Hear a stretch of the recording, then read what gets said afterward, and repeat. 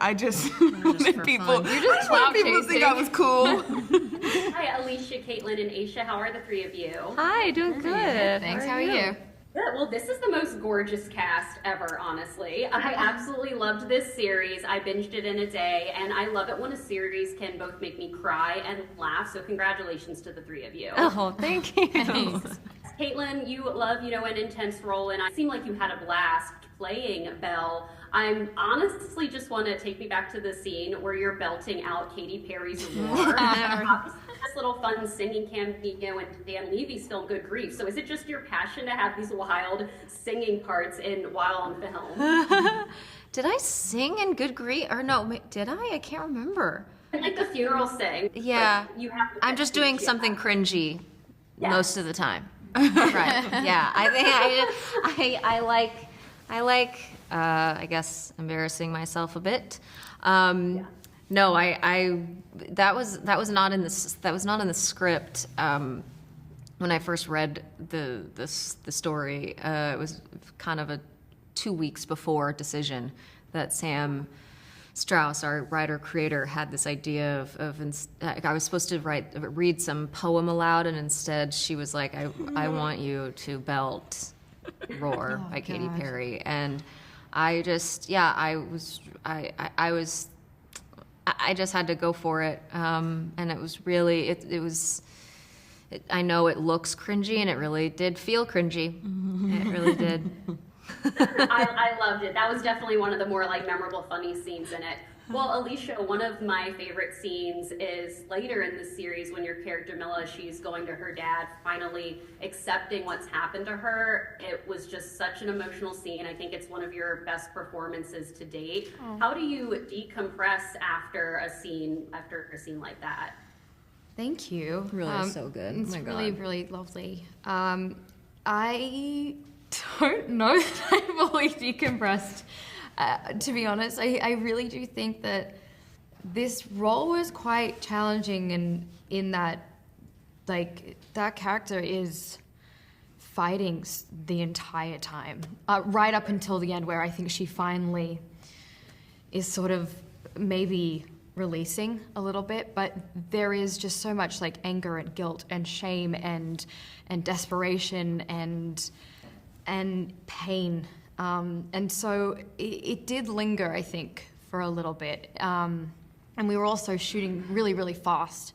And so it kind of was a bit more of a wave of it was sort of a bit more of an undercurrent until when I finally wrapped. And I think I could shed a lot. But, I'm very lucky to have such an incredible cast around me. And obviously Matt Nable, who plays my dad, is just phenomenal.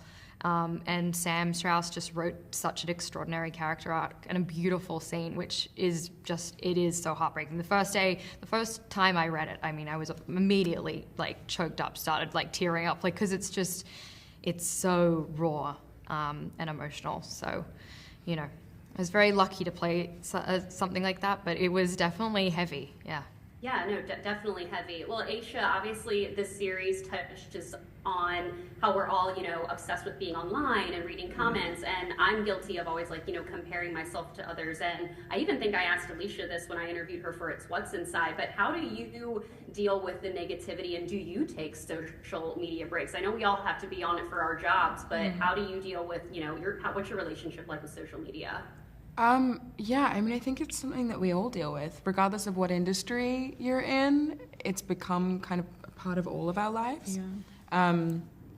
I do take social media breaks. Sometimes I wonder why anyone follows me, because I really don't post very often. I'm actually kind of I think I have a pretty healthy relationship with it now. I see it for what it is, which is a fun way to connect with people. And that's kind of it. I try not to let it get too deep for me. But yeah, it's hard, because I don't think we're wired to be taking in this much information all of the time. So, I think it's healthy to take breaks. I try to. But I love that this story kind of you know, yes, we're telling a specific story based on a real thing that happened, but I think it speaks to like a larger feeling that we're all kind of having as a society, and I think especially as women, in terms of like how we project ourselves out into the world and how we're seen by the world, and how intimidating that can be to constantly be perceived, like daily. Yeah, Kaitlyn, do you take social media breaks as well? Yeah, I don't know. Yeah, it's yeah. I'm so guilty of like reading comments. It's so hard not to when you're in this space in such a specific way. Certainly, but yeah, I think it's important to just remind yourself of the IRL. What's that mean? No. Oh, I don't In know. real life. No, Larry, I know what it means. Oh gosh, Aisha. I'm hip. Promise. Well, last question for all of you. Obviously, Belle was an expert liar and narcissist. She was a lot of different things. But I'm curious if each of you have told a white lie in order to get a job or, to kind of like get a job or a role. Have you like lied on a resume or lied in an audition? Oh yeah, I can do that. I can horseback ride, something like that. I feel like definitely. yeah. I feel like I've definitely put on like an acting resume. Like, Oh, I can definitely do gymnastics for you're sure. like, karate. I totally have done that. I actually do the opposite. You undersell?